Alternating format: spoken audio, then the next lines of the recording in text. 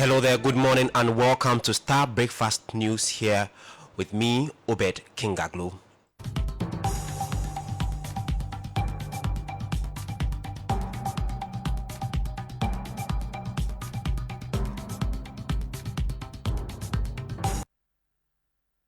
Coming up in the bulletin, NDC flag bearer John Dramani Mahama pledges to exempt artisanal fishermen from closed fishing season.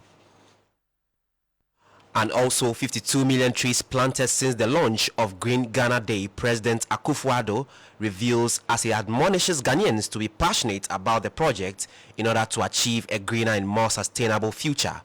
Today, we have the opportunity to add at least an additional 10 million trees, bringing our total to 52 million trees in just 4 years.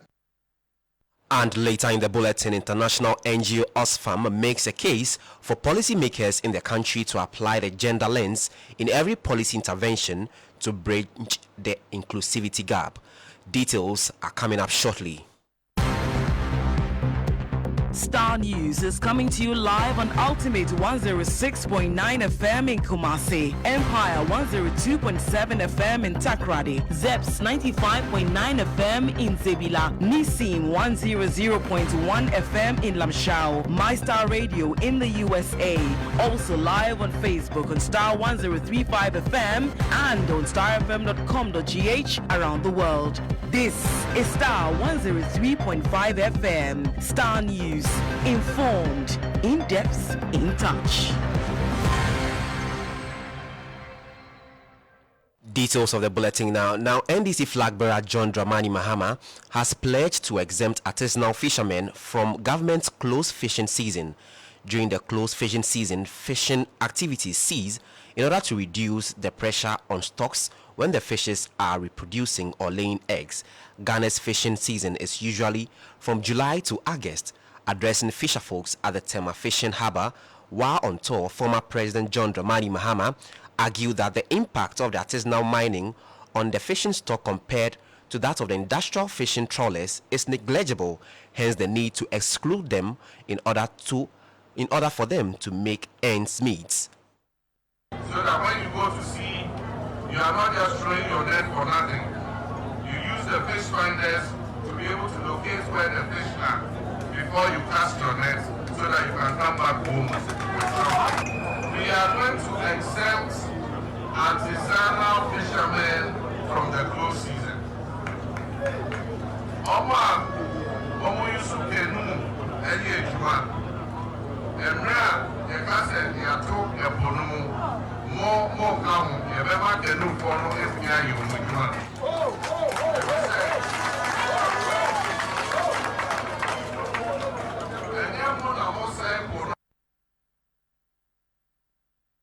The NDC flag bearer also promised to provide the Navy with ships to ward off trawlers from veering into artisanal fishing zones on the sea.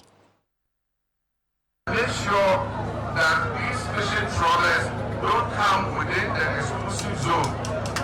And so we will provide the Navy with ships so that they can patrol and make sure that the exclusive zone where the trawlers are not supposed to come, they don't come there. So that we can reserve that for the artisanal fishermen. You raise issues with plastics on the beach. We're going to employ young people who live in all the fishing communities along the beach. And we will pay them to clean the beaches every day so that there will be no plastics. If you remember when we were in office, we had young boys who used to sweep the beach and we used to pay them for doing that. After we left office, all that was stopped. We're going to reintroduce the youth who are cleaning the beaches. We're going to reintroduce them. We'll pay them every month and make sure that our beaches are very clean. NDC flag bearer and former President John Dramani Mahama over there. Now, away from the NDC campaign trail, the MPP's parliamentary candidate for Amenfi East, Ernest Frimpong, has charged illegal miners in the areas to beat up soldiers that attempt to halt their mining in the area. He was seen in a video addressing the miners in the presence of the Western Regional Minister Kwabena Ochre Dakomenta and some party executives in the region. Ernest Frimpong revealed all anti-Galamsey task force have been disbanded by the government. As such, no soldier has the authority to stop anyone from mining, justifying his charge.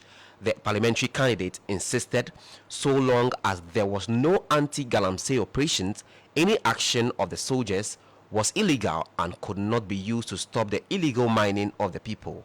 He addressed. Have a listen.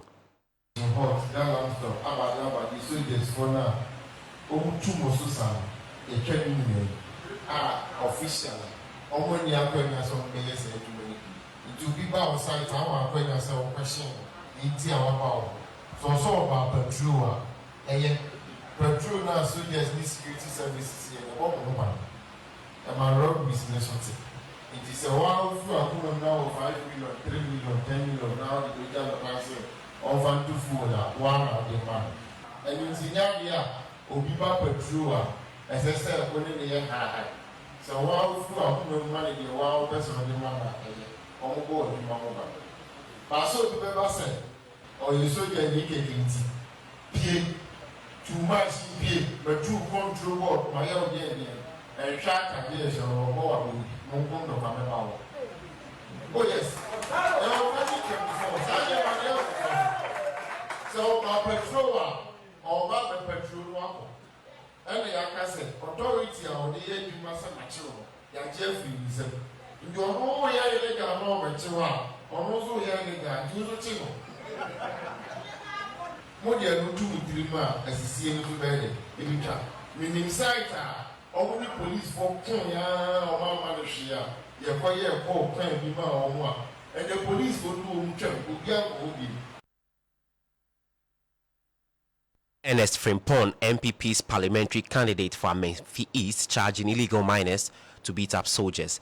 Now, away from that, 52 million trees have been planted since the launch of the Green Ghana Day. This is according to President Nana Addo Dankwa Akufo-Addo, who is admonishing Ghanaians to be passionate about the project in order to achieve a greener and more sustainable future. Addressing a gathering at the 2024 Green Ghana Day event at Burma Camp, President Akufo-Addo also urged the public to ensure that the trees planted are nurtured until they can stand on their own without needing constant care. Here is a report. Since its inception 4 years ago, 42 million trees have been successfully planted.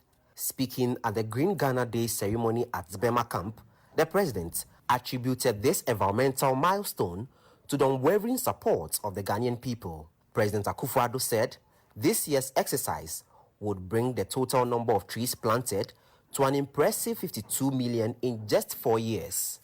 And raise awareness of the importance of successful ecosystem restoration.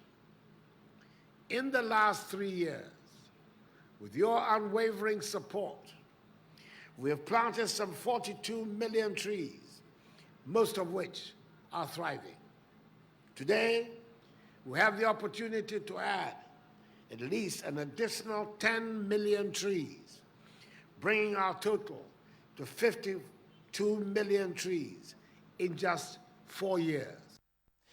An international NGO, Oxfam, in Ghana is making a strong call for policymakers in the country to apply the gender lens to every policy intervention to bridge the inclusivity gap. The call was made when Oxfam led a donation and sensitization exercise for persons with disability on menstrual hygiene here in Ghana. More on that in the following reports. Persons living with disability are mostly sidestepped and alienated to the back burner when it comes to issues of policy interventions.